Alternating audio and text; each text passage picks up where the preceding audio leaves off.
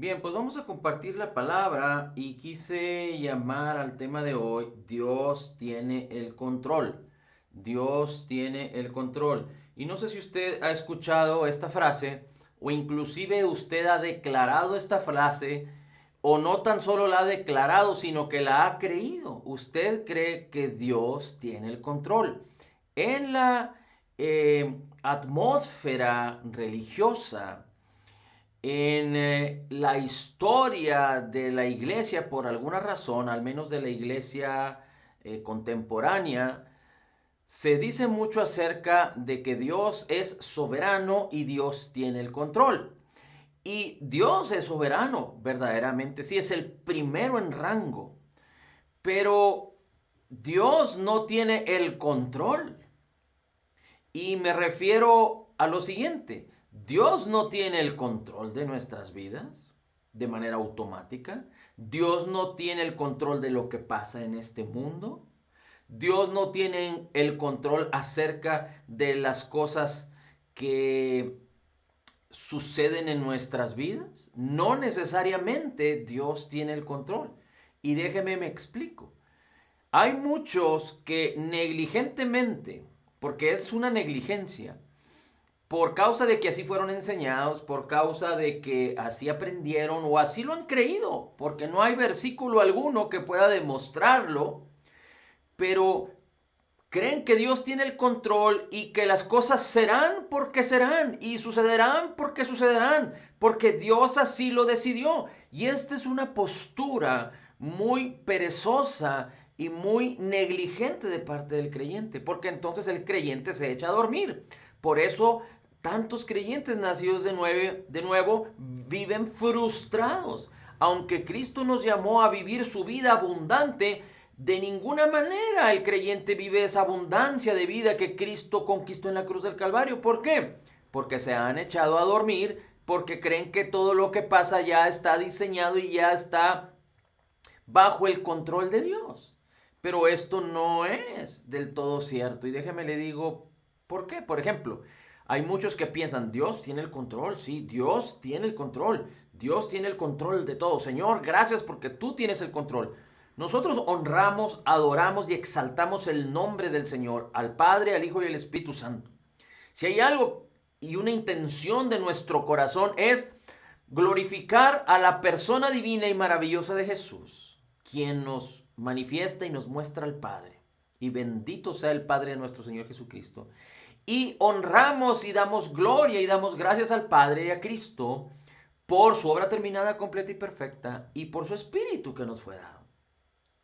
Pero hay quienes diciendo Dios tiene el control, no llegan temprano a las reuniones cristianas, no asisten a todas las convocaciones cristianas, no hacen cosas que de acuerdo a la voluntad de Dios deberían de hacer, como leer la escritura apropiadamente, como orar diligente y apropiadamente, como caminar de acuerdo a la palabra de Dios, como Dios lo indica. Entonces, si Dios tiene el control, ¿por qué estos creyentes no llegan temprano? No se congregan como deberían de congregarse, no dan diezmos, no dan ofrendas como deberían de hacerlo de acuerdo a la palabra, no hacen las cosas que la palabra de Dios dice. Entonces, ¿por qué se nos ocurre decir que Dios tiene el control si ni siquiera tiene el control de nuestras vidas? ¿Cómo nos podemos, digamos que, hartar de decir que Dios tiene el control cuando lo que sucede en nosotros no pareciera, no se parece en lo absoluto a que Dios tuviera el control? Entonces, si seguimos afirmando que Dios tiene el control, nuestras vidas mismas están deshonrando la soberanía de Dios, el corazón de Dios y la voluntad de Dios. Porque si el creyente cree que Dios tiene el control y viven perdidamente, viven fallando, viven equivocándose, viven haciendo lo que se les antoja y no lo que Dios nos ha llamado a hacer, pues entonces aquellos que afirman esto están dejando que otros piensen acerca de un Dios que es un Dios glorioso, eterno, maravilloso, que hizo los cielos y la tierra. Pero los creyentes que piensan esto están diciendo, vean mi testimonio, porque mi testimonio glorifica a Dios. No cumpliendo, siendo perezosos en los trabajos, no siendo fructíferos, no haciendo las cosas apropiadas en lo moral, en lo ético, en lo profesional. Entonces, ¿por qué se nos ocurre decir que Dios tiene el control? Si Dios tiene el control, ¿por qué entonces las personas se enferman? ¿Acaso Dios quiere que las personas se enfermen? ¿Acaso Jesús llevó en vano su obra terminada, completa y perfecta? Así es que no es así. Dios no tiene el control. Dios es soberano. Dios tiene el control en lo que el hombre le permite tener el control. Porque Dios le dio la autoridad, el derecho, el gobierno, el señorío al hombre en la tierra. La palabra dice, hagamos al hombre a nuestra imagen y semejanza y gobierne. El hombre gobierne. El género humano, es decir, la raza humana, gobiernen en este mundo. Señoreen, gobiernen, y Dios no puede retractarse a su palabra, porque su palabra es autoridad. Y como Él sostiene todas las cosas con la palabra de su poder, Él no puede mentir y no puede arrepentirse de su palabra. Entonces, lo que los creyentes hacen, pensando así, o pensando de alguna otra manera, es impidiendo que Dios manifieste su gloria y su poder a través de nuestras vidas. Porque Dios puede moverse y manifestar su gloria y su poder y su excelencia para que toda la creación, inclusive los hombres, den gloria al Padre, gloria al Hijo y gloria al Espíritu Santo. Cuando los creyentes nacidos de nuevo dejan de limitar a Dios en su manera de pensar, dejan de limitar a Dios en los pensamientos de su corazón, dejan de limitar a Dios creyendo incorrectamente. Pero cuando el creyente entiende que Dios sin el hombre no hará nada, el hombre sin Dios no puede hacer nada, pero Dios sin el hombre no hará nada aquí en la tierra. Así es que para tu beneficio y para el beneficio de los tuyos y el beneficio de tu propósito, tú y yo debemos aprender no limitar a Dios en nuestra manera de pensar, en nuestra manera de creer. Y lo primero que tenemos que hacer es entender que las cosas no suceden porque Dios ya las diseñó así y ni modo. Y entonces echamos mano de ese versículo que dice, todas las cosas nos ayudan a bien. Porque entre esas cosas que suceden son cosas que son contrarias a la benignidad y a la bondad de Dios.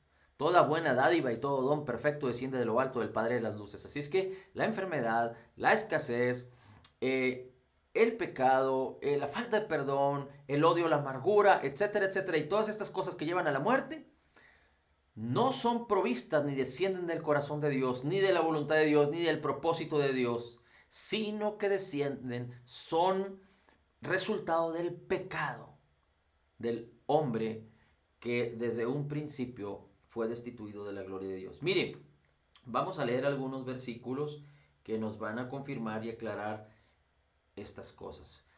Lo importante de esto es que nosotros no debemos limitar a Dios. Dios ya respondió, Dios ya se movió, Dios en Cristo Jesús nos dio todas las cosas, nos concedió todas las cosas, su autoridad, su poder, la autoridad de Cristo.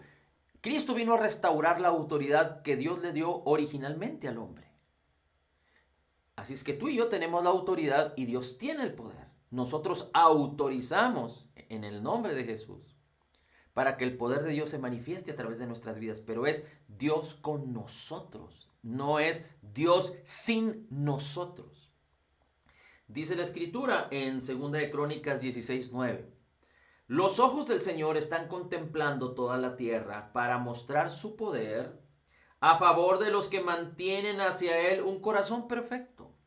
Los ojos del Señor están contemplando la tierra. Dios está buscando en las generaciones y alrededor de la tierra en quién o a través de quién mostrar su poder a favor de los que mantienen hacia Él un corazón perfecto. Y no estamos hablando de que seamos perfectos en nuestras acciones, pero estamos hablando de aquel que tiene un corazón genuino. Y si lo ponemos en los términos de este versículo, solo los creyentes nacidos de nuevo tienen un corazón perfecto. Y no me refiero al área de la voluntad o de los sentimientos o de los pensamientos, sino me refiero al área que fue restaurada y redimida por el Señor. Dios nos dio un nuevo corazón y en nuestro corazón, en nuestro espíritu, restauró todas las cosas. El Señor, dice la Escritura, hizo perfectos a los santificados. Con un solo sacrificio hizo perfectos a los santificados. Así es que los creyentes nacidos de nuevo que entienden la obra terminada, completa y perfecta de Jesús en el Calvario, no tienen más conciencia de pecado. El que está en Cristo es una nueva criatura y no hay condenación para los que están en Cristo Jesús. Porque la ley del Espíritu de vida en Cristo Jesús nos ha librado del poder del pecado y de la muerte. Amén. Así es que Dios está buscando quien diga sí en el corazón. Así es que dentro de todos los creyentes nacidos de nuevo, hay quienes son salvos, pero que su corazón vaga vanamente amando las cosas de este mundo o creyendo que por sus acciones está justificado. Pero hay otros creyentes nacidos de nuevo que tienen un corazón hacia el Señor, un corazón dispuesto y disponible. ¿Cuál es tu corazón? ¿Tu corazón está disponible para el Señor? ¿Para que Él pueda manifestar su poder a través de tu vida? ¿O tu corazón busca otras cosas? Recuerda, nosotros no fuimos llamados a cumplir la ley para ser aceptados por Dios. Pero porque hemos sido aceptados y somos hijos de Dios, dice la Escritura que la justicia de la ley se manifiesta en nuestras vidas. Así es que si la ley dice que debes amar a Dios sobre todas las cosas para alcanzar virtud, nosotros porque ya tenemos virtud y porque fuimos salvos por gracia y porque estando aún en nuestros pecados, Cristo murió por nosotros y le debemos la vida a nuestro Dios y Padre y a nuestro Señor Jesucristo, con más razón tenemos que amar al Señor. Pero la pregunta es, ¿en dónde está tu corazón? ¿Te acuerdas que el Señor le dice a Adán, una vez que él y su mujer tomaron del fruto del árbol prohibido y comieron de él y se escondieron, tuvieron miedo y cuando escucharon la voz de Dios en el huerto, Dios les dice, ¿dónde estás, Adán? La pregunta es, ¿Dios no sabía dónde estaba? Claro que sabía dónde estaba, pero el Espíritu de Dios se había separado de Adán porque Adán ciertamente murió como Dios se lo había dicho en su palabra. Pero prácticamente podemos entender que Dios le está diciendo a Adán, Adán, ¿entiendes la posición de tu corazón? ¿Que has sido destituido de mi presencia, de mi gloria? Así es que tú y yo como creyentes nacidos de nuevo tenemos que examinarnos a nosotros mismos y decir, ¿dónde está nuestro corazón? Y decir, mi corazón está listo, buscando al Señor, disponible para el Señor, para que el Señor transforme mi vida a través de que yo siembre la palabra y que la palabra manifieste su gloria y su poder cuando tengo un buen corazón, cuando mi corazón no me condena, cuando tengo un corazón seguro. Dice la Escritura, el apóstol Juan decía, aquel que su corazón lo condene, tiene que ir a la cruz, tiene que voltear a Jesús, al perdón de sus pecados. Porque si tu corazón te condena, quiere decir que no has entendido el poder del perdón, el poder de la obra redentora de Jesús, el poder de su justicia. Amén. Bien, así es que sigue diciendo este mismo versículo 9, pero en este caso tú has actuado como un necio, por eso de ahora en adelante te verás envuelto en más guerras.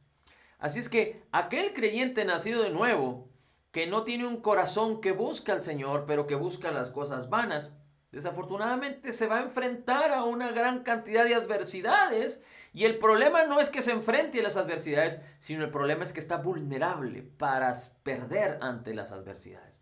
Aunque el creyente sea un creyente más que vencedor en Cristo, cuando no tenemos un corazón para el Señor, cuando no tenemos un corazón para la palabra, cuando no tenemos un corazón guiado por el Espíritu, un corazón de fe, entonces es un corazón que está buscando la incredulidad, buscando la vanidad, buscando el amor a otras cosas. Dios no es el Señor de nuestras vidas, sino hay otras cosas que son prioridad como el dinero, como la aceptación, como la inmoralidad, como cualquier otra cosa. Pero Dios debe ser lo primero en nuestras vidas. De otra manera, vamos a quedar vulnerables a las adversidades de este mundo. El Señor Jesús dijo, en el mundo tendréis aflicción, pero confiad, yo he vencido al mundo. Pero cuando tú tienes un corazón para el Señor, confías en Él. Pero cuando tu corazón está limitando a Dios, pensando de una manera diferente, soñando de una manera diferente, imaginando de una manera diferente, creyendo de una manera diferente a la manera en la que Dios nos enseña en su palabra, a lo mejor que Dios nos ha concedido por gracia en Cristo Jesús, entonces vamos a caer en la aflicción, vamos a sucumbir ante las pruebas, ante la adversidad, y no vamos a obtener ganancia ni fruto, sino posiblemente pudiera haber pérdida en aquel que no tiene un corazón hacia el Señor, porque no está caminando en fe. Bien, ahora fíjate cómo dice el Salmo 78:41. Salmo 78:41. Dice la Escritura que el pueblo de Israel fue un pueblo que se rebeló de una manera y de otra, una y otra vez, contra el Señor y contra la voluntad de Dios. Dios, que con mano poderosa los sacó de Egipto con fuerza y con poder y con riqueza, y nadie de ellos estuvo enfermo, sino vigorosos salieron para entregarles una tierra prometida, por su rebeldía, por su obstinación, por no creer al Señor. Dios dice en el Salmo 78:41, y volvían y tentaban a Dios. Está hablando del pueblo de Israel en el desierto. Dice, y ponían límite al Señor, al Santo de Israel. Y ponían límite y limitaban, no permitían que Dios manifestara su gloria en la vida de ellos. Dios manifestó su gloria y su poder a través de Moisés, a través de Aarón, cuando estuvieron en Egipto, cuando estuvieron delante de Faraón. Porque aunque Aarón era digamos que un mediador, un interlocutor, pero Moisés tenía un corazón hacia el Señor. Moisés había creído al Señor y Moisés caminó de acuerdo en el propósito que Dios le puso. Y Dios manifestó a través de Moisés su poder y su gloria. Pero cuando el pueblo salió de Egipto, el pueblo fue un pueblo obstinado, rebelde. En lugar de voltear su corazón y sus ojos al Señor, volteaban a Egipto nuevamente. Y murmuraban contra Moisés, y murmuraban contra el liderazgo, y murmuraban contra el Señor. E hicieron lo incorrecto continuamente delante del Señor. Y dice la Escritura que limitaron al Santo de Israel, se volvían a Egipto, volvían sus corazones a otras cosas y no al Señor, y tentaban a Dios y ponían límite al Santo de Israel.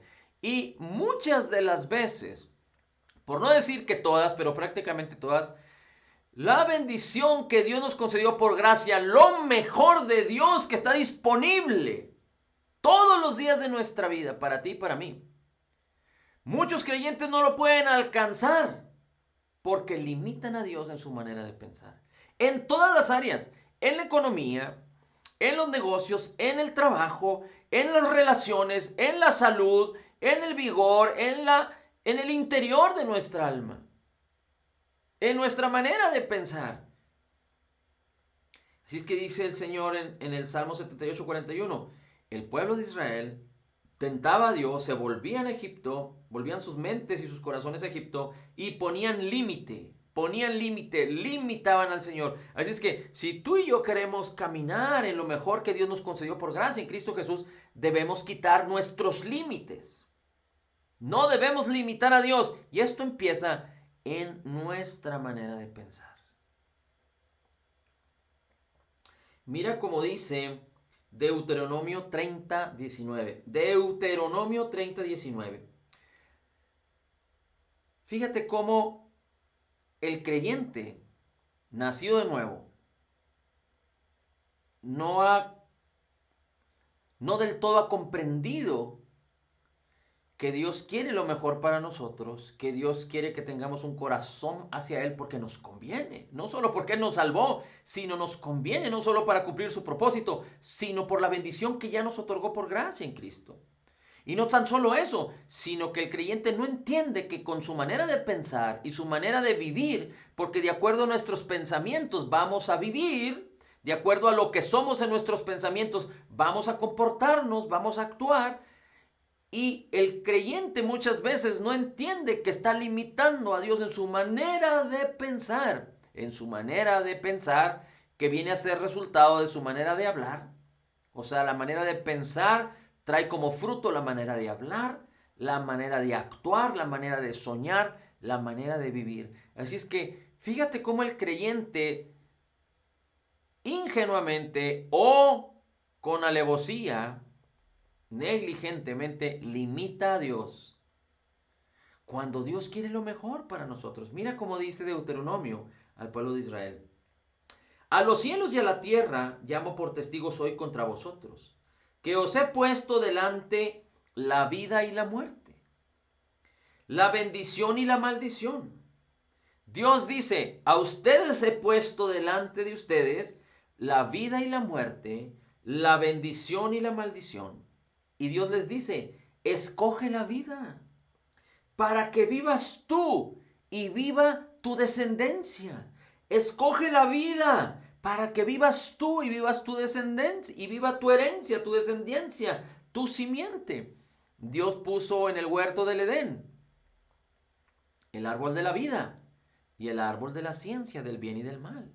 Y Dios le dijo al hombre: de todos los árboles del huerto podrás comer, pero menos del árbol de la ciencia del bien y del mal. Así es que tantos árboles había en el huerto, tan maravillosos, no sé si había 100, 200, 300, 1000, 2000, miles de árboles, para satisfacer cualquier necesidad, porque lo que Dios concibe en el corazón es más glorioso que lo que el mismo hombre puede concebir inclusive hasta 1000 generaciones. Pero el hombre no comió del árbol de la vida. Tenía el árbol de la vida enfrente, en medio del huerto, y también estaba el árbol de la ciencia del bien y del mal, y el hombre prefirió comer del árbol de la ciencia del bien y del mal. Dios le dice al pueblo de Israel: delante de ti pongo la vida y la muerte, la bendición y la maldición. Escoge. Te doy a escoger. Escoge la vida, por favor, para que vivas tú y viva tu simiente, tu heredad, tus hijos, tu herencia. ¿Y qué hizo el pueblo de Israel? ¿Y qué hicieron la mayoría de los reyes después de David? Inclusive esto le sucedió mucho a Salomón y a los hijos de Salomón y al pueblo de Israel. ¿Cómo fueron llevados cautivos a Babilonia? Y estoy hablando de Judá, es decir, de las dos familias que quedaron en el reino del sur, pero las 10 tribus que se fueron al norte fueron esparcidas por causa de que hicieron lo malo ante los ojos del Señor. Y Dios les dijo: pongo delante de ti la vida y la muerte, la bendición y la maldición. En otras palabras, conmigo tienes vida y tienes bendición, pero separado de mí tendrás muerte y tendrás maldición. Escoge la vida, porque yo soy la vida. Cristo dijo: yo soy la vida. Yo soy el camino, la verdad y la vida. El que viene a mí, dice, no tendrá sed jamás. Yo soy el agua de vida. Yo soy el pan de vida. Jesús es el todo y en todos. Y Jesús nos dice de la misma manera: delante de ti está la vida y la bendición. Pero en el mundo hay maldición y hay muerte. Y Jesús dice: escógeme a mí, escoge la vida. ¿Y qué hace el hombre? Lo contrario. ¿Y qué hace el creyente? Ignorando la bendición de Dios, o por falta de creer incorrectamente, no escogen la vida y la bendición. Bien, fíjese cómo entonces Dios no tiene el control, no va a decidir por nosotros, no nos va a obligar a que hagamos lo que Él quiere, aunque Él desea que vivamos en lo mejor de Dios, porque para eso murió Jesús en la cruz del Calvario, para restaurar todas las cosas que originalmente Dios había diseñado para el hombre. Pero el hombre en su necedad en la vanidad de su mente. Inclusive el creyente nacido de nuevo escogen las cosas que no son de Dios, pero que son de este mundo. Dice Isaías 53, 4 y 5. Fíjese cómo el creyente, y esta es una de las principales evidencias de cómo el creyente no escoge lo que proviene de Dios, pero escoge lo que este mundo ofrece. Dios no se va a enojar, Dios no va a amarnos menos, Dios nos sigue amando igual. Pero Dios quiere, como un Padre amoroso, que tú y yo podamos disfrutar y vivir en lo mejor, en la abundancia de la vida que Cristo Jesús nos otorgó. Nos dio su espíritu, nos dio todo su poder, toda su bendición, su presencia, su autoridad, su gloria. Dios quiere que vivamos teniendo comunión con Él, con su palabra, que estemos gozosos, alegres, bendecidos. Pero el hombre decide otras cosas. Dice, ciertamente, dice la escritura en Isaías 53, ciertamente, o sea, de verdad. ¿Se acuerda que el Señor Jesucristo en algunas ocasiones decía, de cierto te digo? Es decir, no solo era cierto lo que el Señor Jesús decía, pero hacía una afirmación para que entendieran la seguridad y la certeza de lo que estaba diciendo. Así es que, asimismo dice Isaías, ciertamente Jesús llevó nuestras enfermedades y sufrió nuestros dolores. Nosotros le tuvimos por azotado, por herido de Dios y abatido, mas Él herido fue por nuestras rebeliones, molido por nuestras iniquidades. El castigo de nuestra paz fue sobre Él, y por su llaga hubo cura para nosotros. Y por su llaga hemos sido curados. Pero el creyente limita a Dios en su manera de pensar, escogiendo lo que este mundo ofrece, y no escoge lo que las llagas de Cristo ofrecieron en la cruz del Calvario. El creyente está en una posición de salud y bienestar, pero decide subyugarse, agacharse ante la enfermedad, ante los síntomas, ante el sufrimiento, como si la enfermedad, los síntomas y el sufrimiento fueran Señor de nuestras vidas, Señor del hombre, y se sujetan ante procedimientos, ante posibilidades humanas, que en muchos de los casos ayudan, pero están limitadas. Todos los procedimientos humanos que tengan que ver con la medicina están limitados. Así es que por un lado el creyente limita a Dios porque no se apropia y bebe de la vida que Cristo Jesús nos otorgó en la cruz del Calvario y de la salud y del bienestar. Entonces el creyente limita a Dios ahí, pero también lo limita creyendo en lo que este mundo ofrece, porque lo que este mundo ofrece es limitado y muchas veces falla. Por ejemplo, las personas que sufren de algo que se le llama cáncer y se someten a tratamientos como la quimioterapia o las radiaciones, lo que hacen es que afligen, destruyen el poder, la vida de la sangre. Y ellos queriendo, a lo mejor con un propósito correcto, que la persona se sane de ese problema, la están matando. Y hay muchos que sufren esta enfermedad y que no mueren por el cáncer, sino mueren por el tratamiento. Aprovecho para decirle que es incorrecto pensar que cuando alguien fallece o muere en vida, las personas digan que era el propósito de Dios. No es así. No es así. Es total y completamente incorrecto. Dice la Escritura que la ley del Espíritu de vida en Cristo Jesús nos ha librado del poder del pecado y de la muerte. No significa que el hombre no va a morir.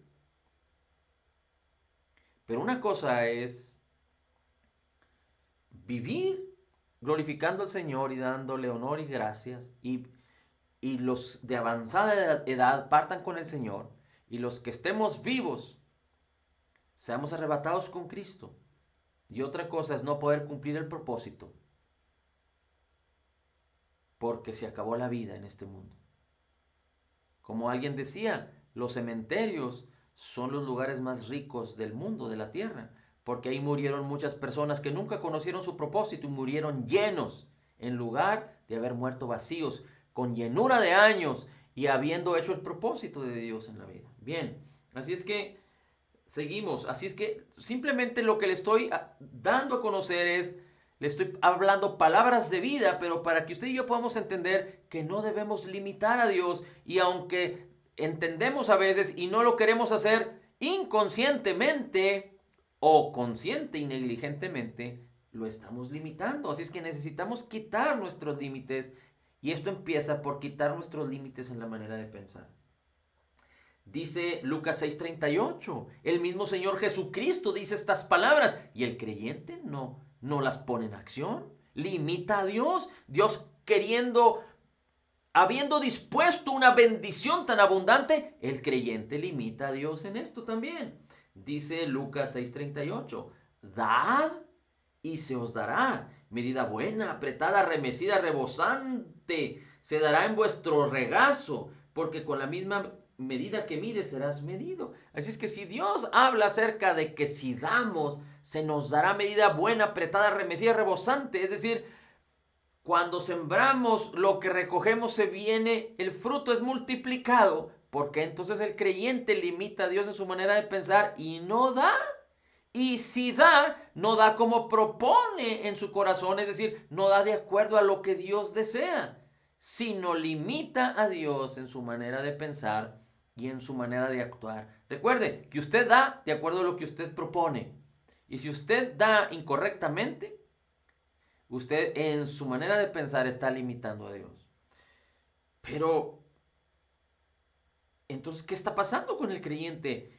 Al no entender o al no querer entender o al no creer en la ley de la siembra y la cosecha, en la ley divina de la siembra y la cosecha, por la preocupación, por el temor, por la incredulidad, porque quiere vivir en sus sentidos, sino en la fe, entonces limita a Dios en su manera de pensar. Colosenses 3. Con este vamos a terminar. Y fíjese todo lo que Colosenses 3 nos habla. Tiene tantas cosas. No solo quiero exponer aquí la cuestión de las relaciones, porque muchas veces nosotros limitamos a Dios en nuestra manera de pensar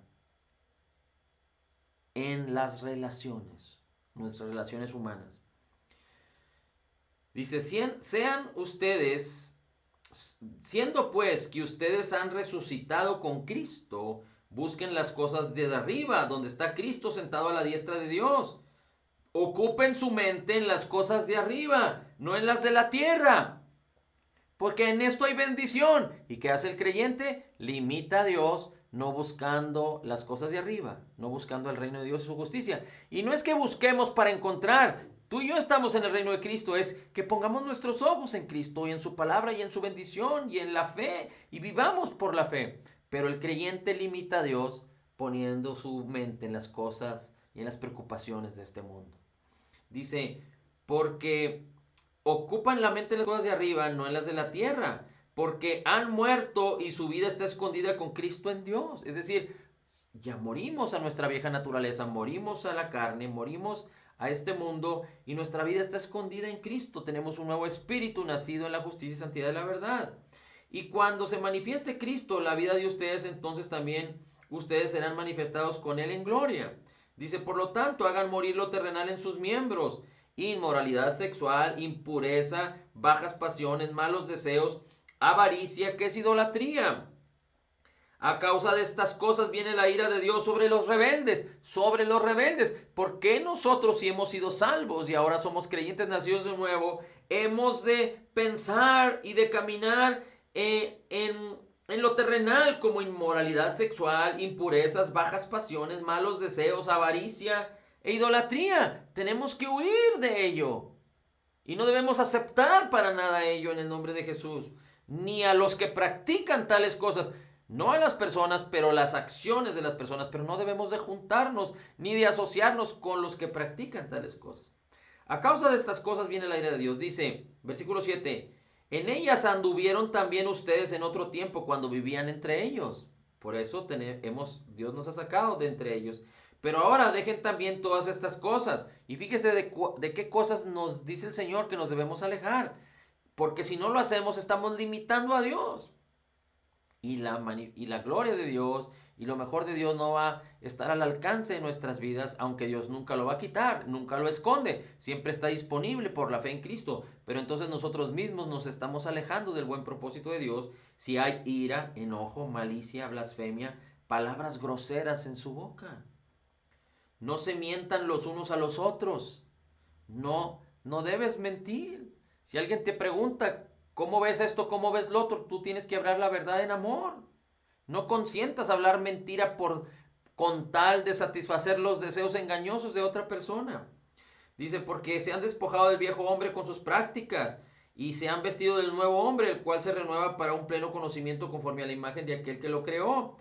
Aquí no hay griego ni judío, ni circuncisión, etcétera. Dice el versículo 12, por tanto, como escogido de Dios, santos y amados, vístanse de profunda compasión. Aquí va la cuestión de las relaciones. Vístete con compasión, benignidad, humildad, mansedumbre y paciencia. Estas cosas ya están en ti, ya están en tu espíritu. El fruto del espíritu está disponible y listo para manifestarse cuando tú creas la palabra y permitas que la palabra, la bendición, lo que te ha concedido por gracia, renueve tu manera de pensar. Tu vida va a ser transformada. Vas a permitir que la palabra que hay en ti manifieste su fruto.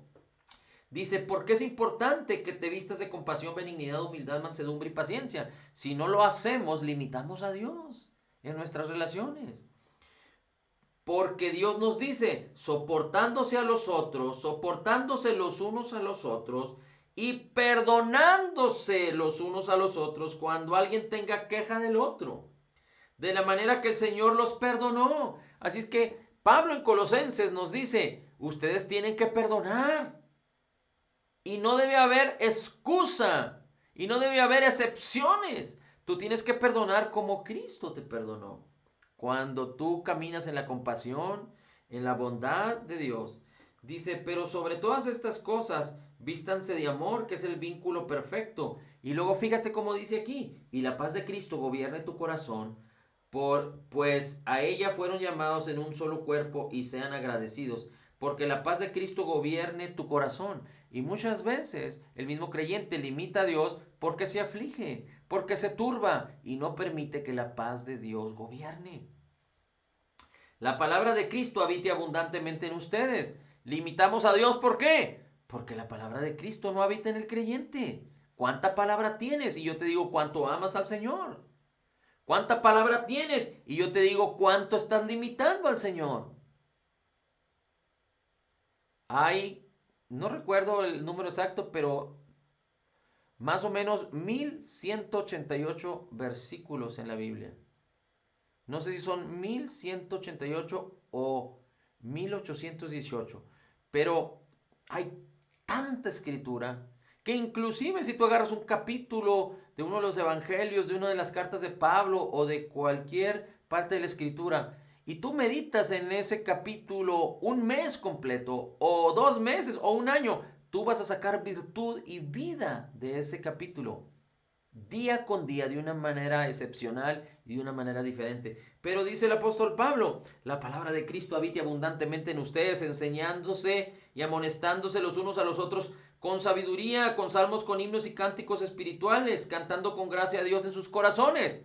Pero estás cantando las canciones de Juan Gabriel en tu corazón de una manera continua. O tienes a Luis Miguel ahí, o tienes a las canciones americanas, o puertorriqueñas, o japonesas, o las que te gusten. Pero no los salmos, los himnos y los cánticos espirituales. Y si Dios nos dice estas cosas, es porque Él tiene la sabiduría correcta, porque Él quiere que vivamos en lo mejor de Él. Pero cuando tú cantas a Juan Gabriel o cuando cantas a cualquier artista de este mundo que fue influenciado para componer a través de las drogas, a través del quebranto de su corazón, a través de la desilusión, a través de la inmoralidad sexual, a través de los malos hábitos, de la perversión, de la maldad, de la oscuridad y las tinieblas, y tú pones esos cantos en tu corazón de una manera continua y te gozas con ellos, eso estás sembrando en el corazón y estás limitando a Dios. Cuando Dios te libró de opresión, te libró de depresión, te libró de tristeza y te hizo acepto en Cristo Jesús de una manera extraordinaria para que tú disfrutes y no solo te seas satisfecho en tus sentidos, que tus sentidos estén sujetos a ti, pero que tú por la fe camines de una manera libre en tu vida, de una manera contundente y continua. Y dice la palabra, debemos enseñarnos, amonestarnos los unos a los otros con sabiduría, con salmos, himnos y cánticos espirituales, cantando con gracia a Dios en el corazón, cantando con gracia a Dios en el corazón. Tu corazón quiere cantar al Señor. No lo distraigas, no limites a Dios, no limites al corazón que quiere cantar al Señor, poniendo otro tipo de cantos en ti. Dice, y todo lo que hagan, sea de palabra o de hecho, háganlo todo en el nombre del Señor Jesús, dando gracias a Dios Padre por medio de Él. Todo lo que hagas, hazlo en el nombre de Jesús. Y hay cuantos trabajadores que odian trabajar. Dice, todo lo que hagas, hazlo en el nombre del Señor. O cuántas personas odian cocinar, odian alguna labor, o odian hacer una cosa, pero dice, todo lo que hagas, hazlo en el nombre de Jesús. Y sobre todo, cuando hagas algo que va a bendecir a muchos, aunque sea algo físico, aunque sea algo a favor de los otros, aunque no sea literalmente algo bíblico o algo, digamos que teológico que vayas a enseñar la palabra, pero que vayas a hacer el bien a alguien, hazlo para el Señor. Si lo vas a hacer, hazlo para el Señor, porque lo que no proviene de fe es pecado. Dice, por ejemplo, Dios quiere que seamos grandemente bendecidos. Bueno, déjeme corrijo. Dios nos ha bendecido grandemente, pero quiere que vivamos en esa bendición, la cual ya nos concedió por gracia. Y mire, limitamos a Dios también en esto. Dice la Escritura. Déjeme, perdí el versículo, voy a regresar ahí. Dice, y fíjese cómo los hombres y las mujeres limitamos a Dios en esto. Por ejemplo, aquí dice, esposas, estén sujetas a su esposo como conviene en el Señor. Esto no ha cambiado. La esposa, cuando se habla de estar sujeta, no está hablando de que se está siendo esclava de ninguna manera. Dios no llamó al esposo que tenga control sobre la esposa ni viceversa. De ninguna manera, los dos son uno.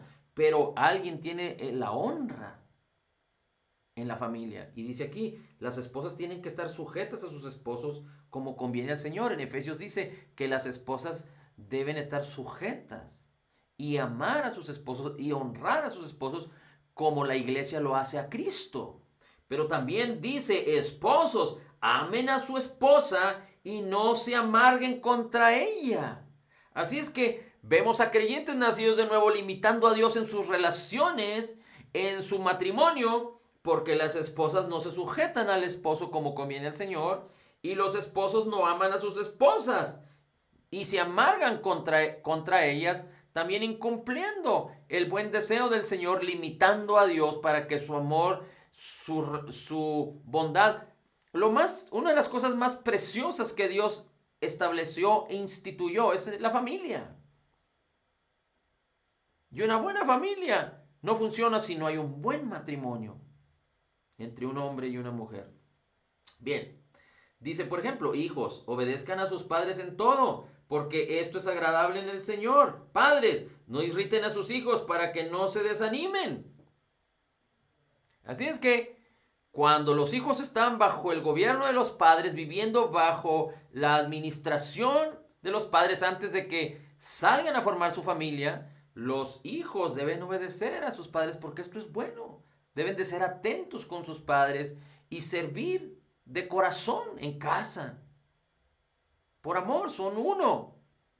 Pero los hijos tienen que entender que papá y mamá tienen la sabiduría, tienen cosas que enseñar. Ellos ya pasaron por ahí. Y los padres tienen que entender que deben de amar a sus hijos, disciplinar a sus hijos, pero en amor. Y no llevarlos al extremo ni a las orillas. No somos perfectos, pero tenemos que ser diligentes y no limitar a Dios. Muchos padres limitan a Dios de tal manera que sus hijos, cuando son grandes, no quieren nada con el Señor. Porque los padres limitaron a Dios en su manera de presentar a sus hijos a Cristo. Aunque sabemos que hay hijos que en su edad viene la rebeldía y después ellos regresan. Y esa es la confianza que muchos padres deben de tener, de que hay una herencia bendecida y que hay una promesa que Dios no ha quitado. Pero es muy importante que entendamos esto, no solo que los hijos honren a sus padres y pongan atención y obedezcan a sus padres cuando viven con ellos, en su familia, pero que también los padres sean cuidadosos y amen a sus hijos y los disciplinen en amor. Así es que todos estos ejemplos que vimos tienen que ver con que tú y yo podemos entender que tenemos que ser diligentes para no limitar a Dios en nuestra manera de pensar. Hay tantas áreas de nuestra vida y la sabiduría de Dios puede aplicarse para cualquier cosa tan pequeña o tan grande en nuestras vidas. Pero tenemos que quitar todo límite hacia Dios en nuestra manera de pensar. Y cuando creemos al Señor y cuando creemos su palabra y permitimos que el Espíritu Santo nos guíe, entonces vamos a poder en autoridad permitir que el poder de Dios, el amor de Dios, la gloria de Dios, lo que nos ha sido concedido por gracia en Cristo Jesús, se manifieste, fluya como agua de bendición, como aceite de bendición, como vida a través de nosotros, para beneficio nuestro, de nuestras familias y de muchos que están esperando que Cristo les sea predicado. Muchos están esperando que tú y yo dejemos de amar lo que no conviene. Dejemos de limitar a Dios, entendiendo que en varias áreas de nuestra vida lo hemos hecho o inclusive hay quienes lo siguen haciendo, pero extendámonos y creamos en el Señor, porque el Señor tiene grandes cosas en su propósito para ti. Él no las está sacando de manera espontánea ni las está inventando ahorita. Él ya las diseñó y nunca va a quitar su propósito. Así es que lo mejor de Dios está aquí y cuando limitamos a Dios nos ponemos acá, en el nivel del mundo, caminando conforme a este mundo, conforme a los rudimentos de este mundo, conforme a la vida que teníamos antes sin Cristo. Pero dice el Señor en su palabra, no te moldees ni te conformes a este mundo, sino transfórmate a través de la renovación de tu entendimiento, no limitando a Dios en tu manera de pensar, pero cree en la palabra y aspira a vivir en lo mejor de Dios, porque eso es lo que Dios hizo por ti en Cristo Jesús, en su obra terminada, completa y perfecta, y Dios no se arrepiente y no ha quitado la bendición con la cual ya te bendijo. Y dice la Escritura, nos bendijo con toda bendición espiritual en lugares celestiales, hasta que Él venga por nosotros. Padre, bendito tu nombre. La gloria, el honor y la alabanza al Padre, al Hijo y al Espíritu Santo. Señor, te pido que un espíritu de sabiduría y revelación venga sobre cada uno de nosotros y cada uno de los que estarán escuchando y están escuchando ahora, para que podamos entender en todas las áreas de nuestra vida si te estamos de alguna manera limitando nuestra manera de pensar, pero aprendamos a quitar todos los límites que hemos puesto en todas las áreas y que a través de tu palabra creamos en todo lo bueno, lo benigno, la bendición que nos has concedido por gracia, en todo lo que ya diseñaste para nosotros. Tu Espíritu nos fue dado para darnos a conocer lo que nos ha sido concedido. No debemos permitirnos, Señor, no queremos permitirnos limitarte, pero danos la sabiduría, alumbra nuestro entendimiento para entender estas cosas, Señor, en el nombre precioso de Jesús. Gracias, bendito Dios. Gracias, Señor. En Cristo Jesús declaramos que somos totalmente perdonados y sanados, perfectamente justificados, altamente favorecidos, profundamente amados, grandemente bendecidos, más que vencedores en Cristo Jesús. Como Jesús es, así somos nosotros en este mundo. Somos la justicia de Dios en Cristo. Señor, gracias, gracias, gracias. Bendecidos por la abundancia de tu gracia y el regalo de tu justicia, declarando todo lo puedo en Cristo que me fortalece y sabiendo que al que cree, todo le es posible. En el nombre de Jesús. Amén. Amén y amén.